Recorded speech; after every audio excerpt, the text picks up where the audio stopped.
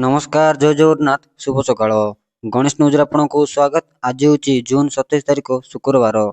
आज दिन 20टी बड़ खबर पर नजर पकाइबा, तेणु वीडियो शेष पर्यंत देखा मोर आपको अनुरोध। वीडियो भल लगे आपको भल पाइबा स्वरूप गोटे गोटे लाइक और गोटे गोटे सब्सक्राइब निश्चित करदे। आसिला प्रथम खबर, रथयात्रा रे विजिबे भक्त। उत्तर और पश्चिम ओडिशा रे ऑरेंज अलर्ट जारी करिछि आंचलिक पाणीपाग विभाग। राज्य रे 2 दिन लगाण वर्षा नहीं सतर्कता जारी। काली विश्व प्रसिद्ध रथयात्रा रे प्रबल वर्षा नहीं रही आशंका। उत्तर और पश्चिम ओडिशा को ऑरेंज वार्निंग जारी करा जायछि। केन्दुझर, मयूरभंज, सुंदरगढ़, संबलपुर ऑरेंज अलर्ट जारी होइतिबा बेले 16 जिल्ला रे प्रबल वर्षा नहीं येलो वार्निंग जारी करा जायछि। सेहीपरि पुरी, खोर्धा, नयागढ़, कटकरे प्रबल वर्षा नहीं आशंका। भुवनेश्वर रे मध्य प्रबल रु अति प्रबल वर्षा नहीं संभावना रही। केन्द्रापड़ा, जगतसिंहपुर, भद्रक, बालेश्वर प्रबल वर्षा हेबाकु थिबा बेले अनुगुल, देवगढ़, घासुगुड़ा, बरगढ़ रे प्रबल वर्षा संभावना रही। घंटा प्रति 30 रु 40 किलोमीटर रे बेगरे पवन रहिबा नहीं अलर्ट जारी करिछि आंचलिक पाणीपाग विभाग। रथयात्रा रे प्रबल वर्षा संभावना थिबारु भक्त विजी विजी रथ टाणिबे बोली कहिछि पाणीपाग विभाग।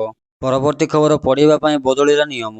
अमेरिका रे पढ़िबा पई स्वप्न देखुथिबा हजार हजार भारतीय छात्रंक पई एक नुआ चैलेंज देखा देउछि। 2025 रे अमेरिका सरकार छात्र वीसा FA-JA-MA नियम रे अनेक गुरुत्वपूर्ण परिवर्तन करुचंती। एही परिवर्तनर उद्देश्य हेउछि देशर सुरक्षा को सुदृढ़ करिबा एवं आवेदनकारींक डिजिटल कार्यकाल जांच करिबा। किंतु एहार सीधासळख प्रभाव छात्रंक वीसा प्रक्रिया उपरे पड़िछि, जहा एबे पूर्व अपेक्षा अधिक जटिल एवं संवेदनशील होई जाइछि। परवर्ती खबर, वर्ष को 2 थर CBSE परीक्षा। दशम परीक्षार बड़ परिवर्तन। एणिकी वर्ष को 2 थर CBSE बोर्ड परीक्षा देबे छात्र छात्रींक स्तରରେ उन्नति आनिबाकु केंद्रीय माध्यमिक शिक्षा बोर्ड पक्षरु एही उद्यम करा जाइछि। नुआ योजना 2024 रु कार्यकारी हेबो। नुआ योजना अनुसार प्रथम परीक्षा फेब्रुआरी एवं द्वितीय परीक्षा मे मासरे हेबो।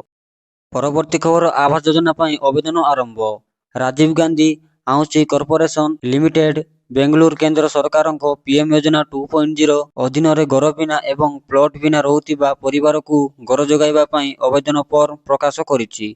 एथिपाई आरंभ सरकारी वेबसाइट विजिट करी आवेदन करि पारिबे। हुबली धारवाड़ म्युनिसिपल कॉर्पोरेशन अंतर्गत बासिंदा जेउ माने कोनोसी वार्ड किंबा क्षेत्र सहित जड़ित नुहंती एवं बासहीन किंबा भूमिहीन परिवार वर्ग रे अछंती सेमाने एही योजना रे आवेदन करिबाकू योग्य। हिताधिकारी माने केंद्र सरकारक सरकारी वेबसाइट PM योजना गवर्नमेंट इंडिया माध्यम रे 15 जुलाई 2025 किंबा ता पूर्वरु ऑनलाइन आवेदन फॉर्म पूरण करि पारिबे। परवर्ती खबर, प्रति जिला को गड़िब बस। प्रति जिला को पुरी को गड़िब बस। रथयात्रा पाई प्रशासन पक्षरु ए प्रकार निष्पत्ति निया जाइछि। ए सरकांतरे परिवहन मंत्री विभूति जेना देले सूचना। 28 टी जगह रे पार्किंग व्यवस्था करी स्थानीय प्रशासन 200 रु अधिक ऑटो मागणा सेवा जोगाइबे। मागणा भोजन व्यवस्था मध्य करा जाइछि।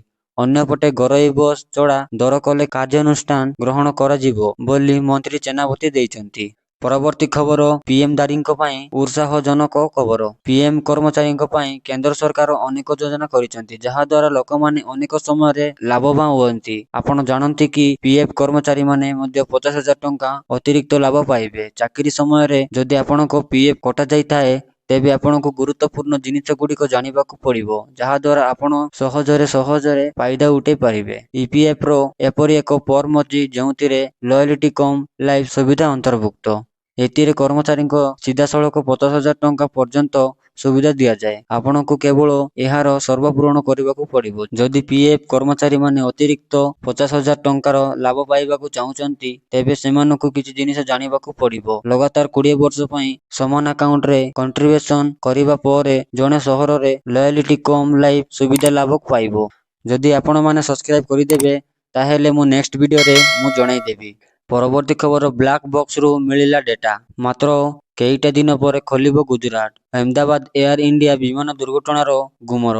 दुर्घटना ग्रंथ अहमदाबाद विमानर ब्लैक बॉक्स रु दुर्घटना डेटा मिलिला। AAIB लाभरे सफलतार सह डेटा डाउनलोड खर्च शेष होइतिबा सूचना मिलितिबा CBR और FDR डेटा नै विश्लेषण जारी रहिछि। एतिरु केउ परिस्थिति रे दुर्घटना हैला ताहा जानि परिबो। दुर्घटना कारण को नै जेउ द्वंद्व ଉପୁଜୁଛି ତାହା ମଧ୍ୟ ଦୂର ହେବ। ଗତ 12 ତାରିଖରେ ଗୁଜରାଟର ଅହମ୍ମଦାବାଦର ଏୟାର ଇଣ୍ଡିଆ ଯାତ୍ରୀବାହୀ ବିମାନ ପାଇଁ 717 ଦୁର୍ଘଟଣାଗ୍ରସ୍ତ ହୋଇଛି। ବିମାନଟି ଅହମ୍ମଦାବାଦରୁ ଅଭିମୁଖେ ଯାଉଥିଲା। ଅହମ୍ମଦାବାଦର ମେଗାନୀନଗର ଅଞ୍ଚଳରେ ନିଆଁ ସାଙ୍ଗକୁ ବହନ ମୋଟର ଧୂଆଁ ଦେଖିବାକୁ ମିଳିଛି। ସେହି ସମୟରେ ଦୂରରୁ କଳା ଧୂଆଁର ଏକ ମେଘ ଦେଖି ଯାଉଥିଲା। ଏହି ବିମାନରେ 242 ଜଣ ଯାତ୍ରୀ ଥିଲେ। ପରବର୍ତ୍ତୀ ଖବର, ନିଜ ଫସଲର ବୀମା କରିପାରିବେ ଚାଷୀ। ପ୍ରଧାନମନ୍ତ୍ରୀ ଫସଲ ବୀମା ଯୋଜନା ପିଏମ୍ ଫସଲ ଅଧୀନରେ ଚାଷୀମାନଙ୍କ ପାଇଁ ଏକ ବଡ଼ ଖୁସି ଖବର। ଏବେ ଚାଷୀମାନେ ନିଜେ ଅନଲାଇନ୍ ମାଧ୍ୟମରେ ନିଜ ଫସଲର ବୀମା କରିପାରିବେ। ଏହି ଯୋଜନା ଚାଷୀମାନଙ୍କୁ ପ୍ରାକୃତିକ ବିପର୍ଯ୍ୟୟ, କୀଟପତଙ୍ଗ ଏବଂ ରୋଗ ଯୋଗୁଁ ଫସଲ ନଷ୍ଟ ହେବାରୁ ଅର୍ଥାତ୍ ସୁରକ୍ଷା ପ୍ରଦାନ କରେ। 2016ରେ ପ୍ରଧାନମନ୍ତ୍ରୀ ନରେନ୍ଦ୍ର ମୋଦିଙ୍କ ଦ୍ୱାରା ଆରମ୍ଭ ହୋଇଥିବା ଏହି ଯୋଜନାରେ 2025 କିମ୍ବା 26 ପାଇଁ 70,50,000 କୋଟି ଟଙ୍କାର ବଜେଟ୍ ମଞ୍ଜୁରୀ ହୋଇଛି। କିପରି କରିବେ ଅନଲାଇନ୍? 2025 କିମ୍ବା 24 ପାଇଁ 69,50,000 କୋଟି ଟଙ୍କାର ବଜେଟ୍ ମଞ୍ଜୁର ହୋଇଛି। କିପରି କରିବେ ଅନଲାଇନ୍ ଆବେଦନ? ଚାଷୀମାନେ ନିଜେ ଅନଲାଇନ୍ ମାଧ୍ୟମରେ ଫସଲ ବୀମା ପାଇଁ ଆବେଦନ କରିପାରିବେ। ଏହା ପାଇଁ ନିମ୍ନଲିଖିତ ପଦକ୍ଷେପ ଅନୁସରଣ କରନ୍ତୁ।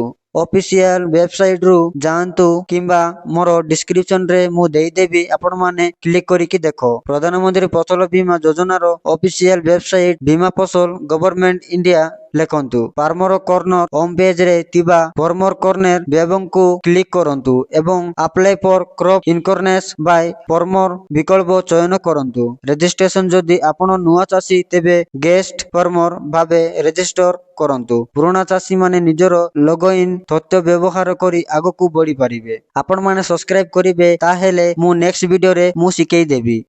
ପରବର୍ତ୍ତୀ ଖବର, ଅସନ୍ତୋଷ ଜାଳିଲେ ମୁଖ୍ୟମନ୍ତ୍ରୀ, ଇଞ୍ଜିନିୟରିଂ ବିଭାଗରେ କମ୍ପନ। ରାଜ୍ୟର ପୂର୍ତ୍ତି ଜଳସମ୍ପଦ ବିଭାଗରେ ଇଞ୍ଜିନିୟରମାନେ କାର୍ଯ୍ୟଦକ୍ଷତା ଓ ଆଉଟସୋର୍ସିଂ ପ୍ରଥାକୁ ନେଇ ମୁଖ୍ୟମନ୍ତ୍ରୀ ମୋହନ ଚରଣ ମାଝୀ କଡ଼ା ଅସନ୍ତୋଷ ପ୍ରକାଶ କରିଛନ୍ତି। ରାଜ୍ୟରେ ବିଭିନ୍ନ ପ୍ରକଳ୍ପ ସର୍ଭେ, ଅନୁସନ୍ଧାନ, ଡିଜାଇନ, ଏଷ୍ଟିମେଟ ଓ ଡିଟେଲ୍ଡ ପ୍ରୋଜେକ୍ଟ ରିପୋର୍ଟ (ଡିପିଆର) ପ୍ରସ୍ତୁତି କାମ ସରକାରୀ ଇଞ୍ଜିନିୟରମାନେ ନକରି ବେସରକାରୀ ସଂସ୍ଥାଙ୍କ ମଧ୍ୟରେ ଆଉଟସୋର୍ସିଂ କରାଯାଉଥିବାରୁ ମୁଖ୍ୟମନ୍ତ୍ରୀ ତୀବ୍ର ଅସନ୍ତୋଷ ବ୍ୟକ୍ତ କରିଛନ୍ତି। ପରବର୍ତ୍ତୀ ଖବର, ଇଏମ୍ଆଇ କମ୍ କରିବାର ଜବରଦସ୍ତ ଉପାୟ। ଆଜିକାଲି ପର୍ସନାଲ ଲୋନ୍ ଏକ ଆବଶ୍ୟକତା ପାଲଟିଛି। ଯେତେବେଳେ ଟଙ୍କାର ଆବଶ୍ୟକତା ଥାଏ, ସେତେବେଳେ ବ୍ୟକ୍ତିଗତ ଋଣ ହେଉଛି ସବୁଠାରୁ ସହଜ ବିକଳ୍ପ।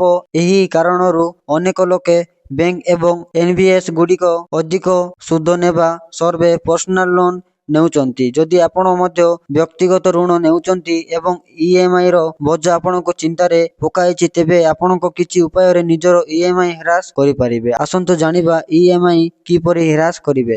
ଆରବିଆଇ ରେପୋ ହ୍ରାସ କରିବା ପରେ ଅନେକ ବ୍ୟାଙ୍କ ଶସ୍ତା ସୁଧ ହାରରେ ପର୍ସନାଲ ଲୋନ୍ ପ୍ରଦାନ କରୁଛନ୍ତି। ଏହାର ସୁଯୋଗ ନେଇ ଆପଣ ନିଜ ଋଣକୁ କମ୍ ସୁଧ ହାର ଥିବା ବ୍ୟାଙ୍କକୁ ସ୍ଥାନାନ୍ତର କରିପାରିବେ। ଏହା ଆପଣଙ୍କୁ ନିଜର ବ୍ୟକ୍ତିଗତ ଋଣର ଇଏମ୍ଆଇ ହ୍ରାସ କରିବାରେ ବହୁତ ସାହାଯ୍ୟ କରିବ। ପରବର୍ତ୍ତୀ ଖବର, ରାସନ ପାଇଁ ଦୌଡୁଛନ୍ତି ପ୍ରତିଯୋଗିତା। ଛତିଶଗଡ଼ ଗଡିଆବନ୍ଧ ଜିଲ୍ଲାରେ ରବିବାର ରାସନ ନେବା ପାଇଁ ହିତାଧିକାରୀଙ୍କ ମଧ୍ୟରେ ଦୌଡି ପ୍ରତିଯୋଗିତା ହୋଇଥିଲା, ଯାହାର ଭିଡିଓ ଏବେ ସୋଶାଲ ମିଡିଆରେ ଜୋର ହୋଇ ଭାଇରାଲ ହେବାରେ ଲାଗିଛି। ସୋମବାର ସ୍ଥାନୀୟ ରାସନ ବିତରଣ କେନ୍ଦ୍ରରେ ଲୋକଙ୍କ ଭିଡ ଦେଖିବାକୁ ମିଳିଥିଲା। ବିତରଣ କେନ୍ଦ୍ର ଫାଟକ ନିକଟରେ ଯାତ୍ରାଭଳି ଲୋକ ଗଦା ହୋଇଥିବା ବେଳେ ରାସନ କେନ୍ଦ୍ର ଖୋଲିଯିବା ମାତ୍ରକେ ସେଠାକୁ ଲୋକମାନେ ଦୌଡିଥିଲେ। ଏଥିରେ ଅନେକ ଲୋକ ଆହତ ହୋଇଥିବା ଖବର ପ୍ରକାଶ ପାଇଛି। ଭିଡିଓରେ ପୁରୁଷ, ମହିଳା, ବୟସ ଏବଂ ଛୋଟ ପିଲା ମଧ୍ୟ ଉପସ୍ଥିତ ଥିଲେ। ଦୌଡ଼ାଦପଡ଼ା ହେବା କାରଣରୁ ଲୋକଙ୍କ ମଧ୍ୟରେ ଦଳାଚକଟା ପରିସ୍ଥିତି ଉପୁଜିଥିବା ଜଣାପଡ଼ିଛି। ଭିଡିଓ ଭଲ ଲାଗିଲେ ଆପଣଙ୍କୁ ଭଲ ପାଇବା ସ୍ୱରୂପ ଗୋଟେ ସବସ୍କ୍ରାଇବ ନିଶ୍ଚିତ କରିଦେବେ। Thank you.